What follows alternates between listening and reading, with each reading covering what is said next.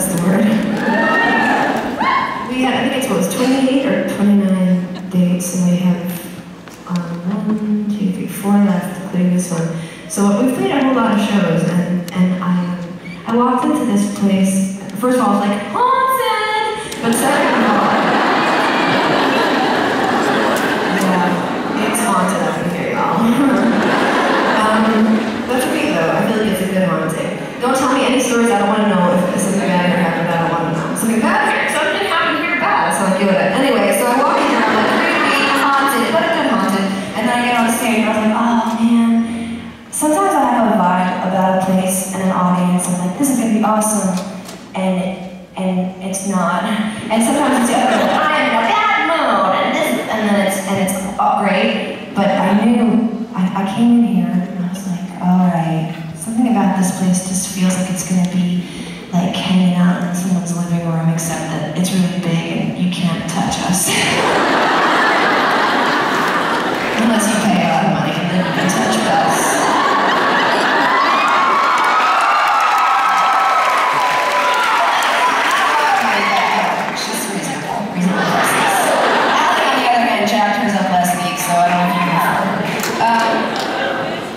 No, but yeah, it feels really great in here, and I feel like it's kind of like I can tell stories in here. Like I can just come here and tell you stories and not sing anything. How does that sound? Just gosh darn it! This next song, I want to tell you a little story leading up to this song. So, I love Christmas. I love the holidays. When do I start watching Christmas movies? Months end in Ember. Play it again. When the months end in Ember. Yes, like September. October throws me off, who cares? September, November, December, Ember months. And I actually started watching in August last time, but they have to watch on the tour bus with me, poor things. Anyway, so I love the holidays, and I'm obsessed with everything that has to do with Christmas. And so when I was asked to sing on a float on the Macy's Thanksgiving Parade in New York City, I said yes. Except that I didn't sing it. Don't judge me. It wasn't my choice. In the contract, it's like da-da-da-da-da-da-da, and then you cannot sing live. Everything is sung to a track. And I've never sung to a track before.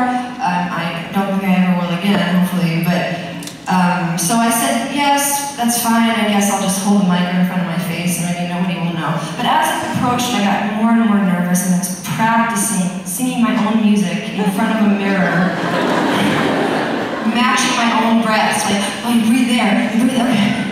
And when the actual day came, I got no sleep. I got like 3 hours of sleep, and I had to get up at a really early hour to have my hair and my makeup done, because it takes a really long time to look decent. So they're spraying me with stuff and adding all this hair, and then I have these like Armani loaned me this fancy coat, and so, you know, I was like, okay, I'm playing the part of a famous person, even though I'm not, and I'll get on this float and I'll wave, and it's gonna be awesome. And it was like me and like the pitcher for the Yankees, and Avril Lavigne, and CeeLo Green, and the float right in front of me with the Muppets, like, big deal, you guys.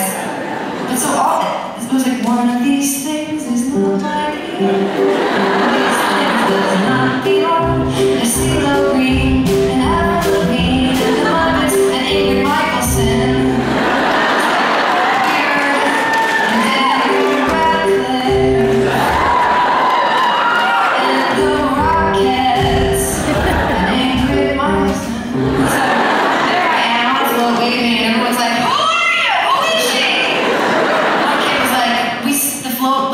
Stopped at one point, and you're just kind of waving at the same, 5,000 people, and you're like, hey. They're as close as to me as you are. And if you said something, I could hear you, and but they don't think that we can hear them. So this one kid goes, I don't know who she is. And I gave him a dirty look. He's like, but you hot, you hot.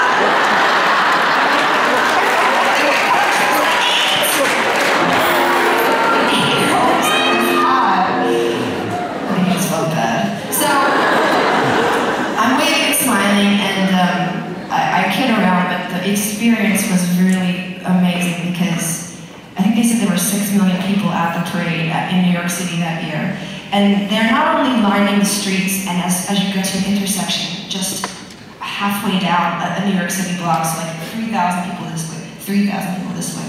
And then you go through streets where there's, you know, apartment buildings and businesses, and people are hanging out of balconies, and they're just everywhere. So it was a really out-of-body experience.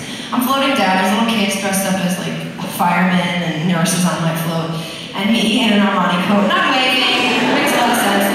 We get to the end, and I'm all like flustered because I've been waving at all these people, and no one knew who I was, and one kid said I was hot, and there's a kid in a fireman outfit behind me, and I don't, you know, I'm afraid I'm gonna forget my lyrics. And so by the time I get to the actual, where they're filming for the actual parade, I'm like completely nervous out of my brain. And they're like, look at the cameras, sing to the camera, look at that. Okay, so I have my microphone, and I start lip syncing. I'm singing, but nobody can hear me, but I'm singing to my own voice. And I'm like, this is so weird, but I'm doing it. And I look over at the fireman kid, he's like, yeah, you're doing it.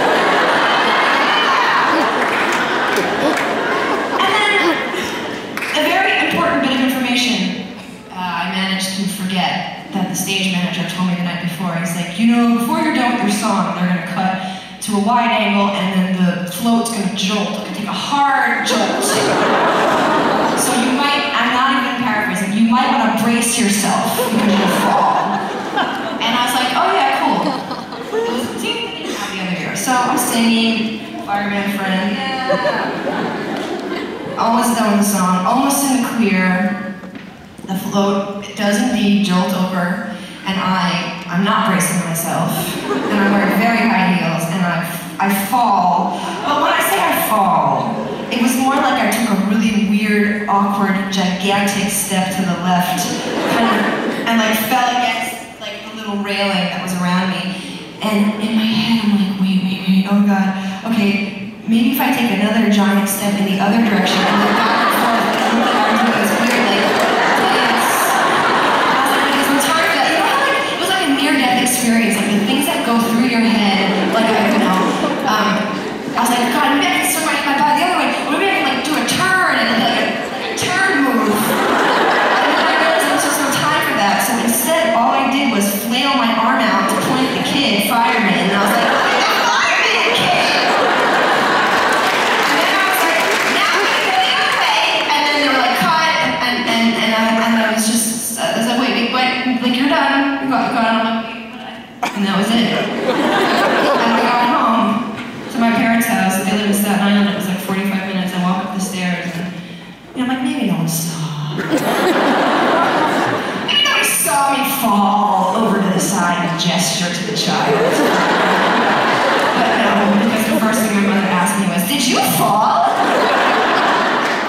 Yes, my mother. Yes. So, that's what this song means to me now. It means embarrassing myself in front of millions of Americans. Trying to reclaim it one show at a time, and I think we're almost there. I think the embarrassment is almost totally gone. Unless you go to YouTube and watch it, which you can. But no one's gonna fall, and no one's gonna lip sync tonight. Here it is for you, Blood Brothers.